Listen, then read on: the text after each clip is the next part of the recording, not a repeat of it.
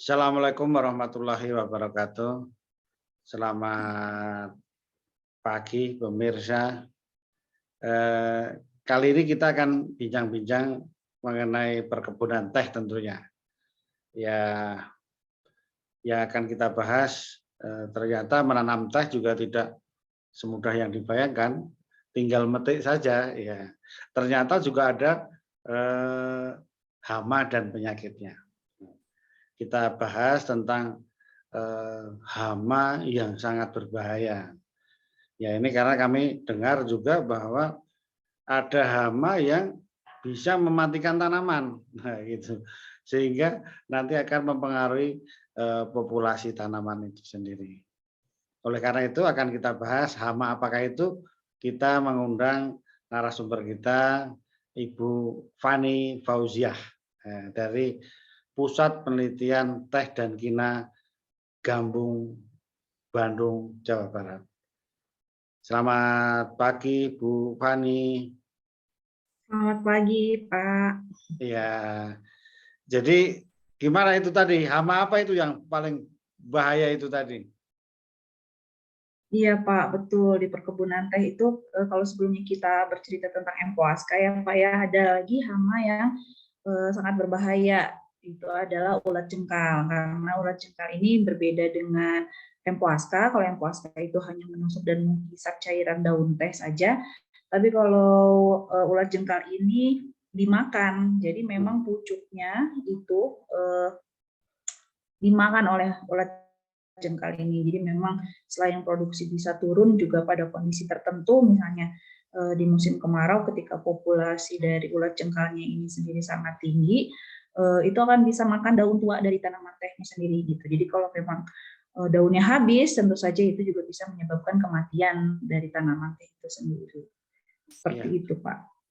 Ini gejalanya sama apanya mana Mbak? Apa? Ya, saya izin share screen ya, Pak, ya, Ya, supaya kita bisa sebentar. lihat juga ulatnya ini seperti apa sih Ya. bentuknya. Silakan Mbak. Ya.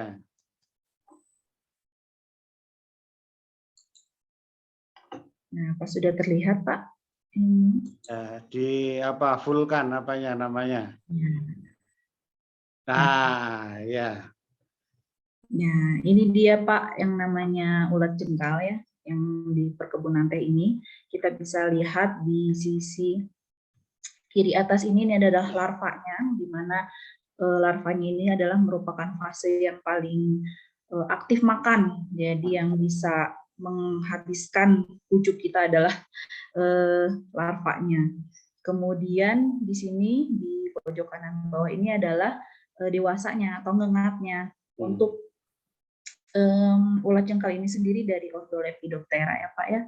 Untuk dewasanya ini ada ngengat yang dimana mereka aktif yaitu di malam hari. Nah, untuk jenisnya sendiri di perkebunan teh ini yang setelah diidentifikasi itu ada 3 jenis ulat jengkal, Pak. Oh ya. Jadi beda-beda, tidak hanya hiposidra saja, tapi ada juga ektropis, ada biston, dan ini semuanya menyerang di waktu yang sama di suatu lokasi gitu. Jadi tidak dalam waktu yang berbeda, tapi di waktu yang sama. Jadi bisa kita bayangkan kehilangan hasil yang akan terjadi kalau misalnya ketiga jenis ulat ini menyerang di waktu yang sama. Nah, seperti yang saya sampaikan barusan, bahwa selain menyerang pucuk juga ulat jengkal ini bisa menyerang daun tua. Ketika misalnya pucuknya sudah habis, maka dia akan bisa menyerang daun tua. Sehingga apabila daunnya sudah habis, itu akan menyebabkan kematian dari perdu itu sendiri, sehingga bisa menyebabkan populasi berkurang seperti yang Bapak sampaikan tadi, populasi tanaman teh kita bisa berkurang. Kemudian serangan yang lebih tinggi ini memang pada musim kemarau ya. Jadi sebetulnya pergantian musim dari hujan memasuki kemarau, nah itu kita perlu mewaspadai bahwa bisa terjadi peningkatan populasi dari ulat jengkal ini. Nah, kenapa sih sangat invasif? Nah, selain pola makannya tadi ya, yang dia langsung memakan, itu juga kita dapat melihat bahwa kupu-kupu betinanya ini dia bisa bertelur sangat banyak, Pak. Oh Jadi iya. dia bisa sampai 900 butir, itu maksimumnya dia bisa menghasilkan telur sebanyak itu dengan kelompok telur 50 sampai dengan 200 butir. Nah, untuk daur hidupnya sendiri kurang lebih satu generasi itu 56 sampai dengan 70 hari. Jadi selama musim kemarau misalnya terjadi kurang lebih selama 4 sampai 5 bulan, nah itu bisa ada beberapa generasi. Nah, ternyata selain tanaman teh sendiri, Pak, ini juga ulat jengkal juga punya tanaman inang lain karena termasuk serangga polifag ya. Kalau di kebun teh sebetulnya ada, Pak, ini ya, albizia atau sengon ini biasanya juga dijadikan pohon pelindung atau barrier di pinggir jalan. Nah, ternyata pohon pelindung ini dia bisa menjadi tempat betina dewasanya meletakkan telur. Gitu, Pak. Jadi kita perlu melihat juga di bagian kulit kayunya itu biasanya nanti betina dewasanya meletakkan telur di sana. Seperti itu. Inang lainnya ada kasia, ada juga jenis kacang-kacangan seperti Cajanus indica. Nah, ini untuk gejala serangannya, Pak. Tadi yang Bapak sampaikan di awal, ingin melihat gejala serangannya. Ini sebetulnya kalau ini masih gejala serangannya awal ya, atau bisa dibilang ini masih instar 1 atau instar 2 yang memang ukurannya juga belum terlalu besar, itu masih kecil sehingga kita bisa melihat bahwa kalau misalnya di perkebunan teh kita ada gejala seperti ini berarti sebetulnya itu sudah ada setidaknya 1 generasi dari ulat jengkal. Nah, maka kita sebetulnya perlu melakukan monitoring dan pengamatan ya untuk mengetahui sudah berapa banyak nih, karena kadang seringkali tidak diketahui tiba-tiba terjadi lonjakan populasi gitu karena monitoring yang kurang. Seperti ini gejalanya. Ini adalah bekas gigitannya atau bekas makan dari larva ulat jengkal sendiri. Nah, untuk pengendaliannya di sini ada beberapa alternatif pengendalian ya. Yang utamanya adalah pengendalian gulma, Pak. Pengendalian gulma ini sebenarnya berlaku untuk semua ya, tidak hanya untuk ulat jengkal saja, tapi untuk empuaska, helopeltis, dan juga penyakit. Mengapa? Karena gulma ini juga selain bisa menjadi inang alternatif, kemudian juga bisa dia kepompongnya ini di tanah, Pak. Jadi kepompong di tanah. Nah, kemudian apabila ada gulma dan lain sebagainya, itu iklim mikronya akan menjadi lebih sesuai untuk perkembangan dari ulat jengkal ini sendiri.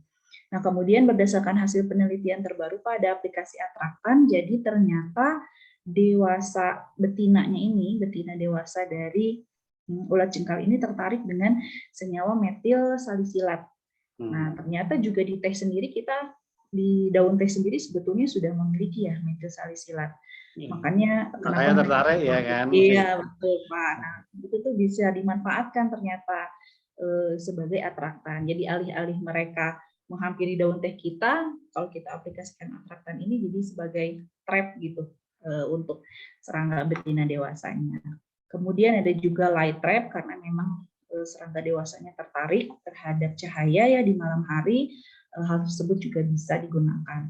Nah, untuk yang insektisida nabati ini ada hasil penelitiannya Pak Trimaruto Aji, Pak. Jadi beliau menggunakan kipahit dengan beberapa formulasi lainnya yang ternyata diketahui efektif untuk mengendalikan ulat jengkal ini, Pak. Memang dia berbeda dengan insektisida sintetik ya, tapi aplikasinya ini lebih ke racun perut sehingga mempengaruhi pola makan dari ulat jengkalnya sendiri. Jadi tidak nafsu makan lah kalau misalnya ini kita ya. Nah, kemudian kalau untuk bioinsektisida ada beberapa jenis jamur seperti Bevoria bassiana, kemudian Bacillus Fumosoroseus. Kemudian kalau untuk yang terakhir sebetulnya alternatif insektisida sintetis ini ya untuk diaplikasikan saat ini di perkebunan itu banyak digunakan insektisida jenis Etovenprox. Nah, jenis ini merupakan insektisida yang broad spectrum, jadi tidak hanya untuk ulat jengkal saja, tapi dapat digunakan untuk beberapa jenis hama lainnya. Gitu. Dan ini juga Untuk di kebun-kebun yang memang tersertifikasi Rainforest Alliance, direkomendasikan menggunakan salah satunya adalah diizinkan menggunakan insektisida Etovenprox tersebut, Pak. Mungkin itu sekilas yang bisa saya sampaikan. Bisa ditutup, Mbak. Ya, lagi. Oke, terima kasih Bu Fani sudah menjelaskan. Ini mudah-mudahan berguna bagi pekebun teh, itu baik petani maupun yang negara maupun swasta, supaya kita tetap harus hati-hati terhadap ulat jenggal ini. Betul. Terima kasih Bapak Ibu sekalian. Assalamualaikum warahmatullahi wabarakatuh. Waalaikumsalam warahmatullahi wabarakatuh.